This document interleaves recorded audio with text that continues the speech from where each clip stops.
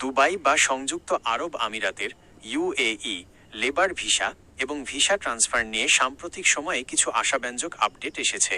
তবে কোনো পদক্ষেপ নেওয়ার আগে বর্তমান পরিস্থিতি পরিষ্কারভাবে বুঝে নেওয়া জরুরি। লেবার ভিসা ও ওয়ার্ক পারমিট 2026 সালের শুরু থেকে বাংলাদেশি নাগরিকদের জন্য আমিরাতের ভিসা প্রসেসিং আগের চেয়ে কিছুটা সহজ হয়েছে।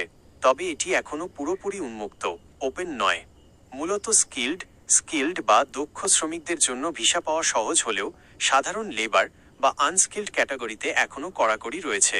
আপনার নিয়োগকর্তা বা কোম্পানি যদি লাইসেন্সধারী এবং কমপ্লায়েন্ট হয়, তবে তারা আপনার জন্য ওয়ার্ক পারমিটের আবেদন করতে পারে। 2. Visa transfer change status.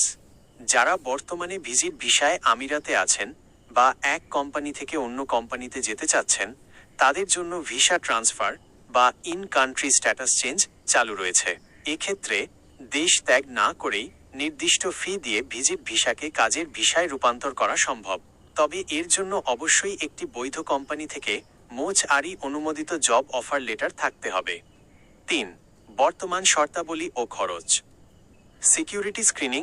Bangladeshi passport হোল্ডারদের ক্ষেত্রে আগের চেয়ে একটু বেশি সিকিউরিটি স্ক্রিনিং করা হচ্ছে, যার ফলে ভিসা অনুমোদনে কিছুটা সময় লাগতে পারে। পাসপোর্ট মেয়াদ। আপনার পাসপোর্টের মেয়াদ কমপক্ষে 6 মাস থাকতে হবে। খরচ। ওয়ার্ক পারমিট, মেডিকেল এবং এমিরেটস আইডি সহ মোট খরচ সাধারণত 2000 থেকে 5000 দিরহামের AED মধ্যে হয়ে থাকে।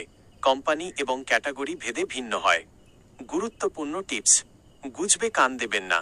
সোশ্যাল মিডিয়ায় অনেক সময় সব ভিসা খুলে গেছে বলে বিভ্রান্তি ছড়ানো হয়। সবসময় আমিরাতের সরকারি ওয়েবসাইট ICP বা GDRFA থেকে তথ্য যাচাই করবেন। এজেন্ট থেকে সাবধান।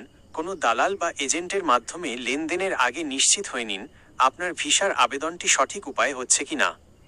আপনি যদি নির্দিষ্ট কোনো কোম্পানির মাধ্যমে আবেদন করতে চান,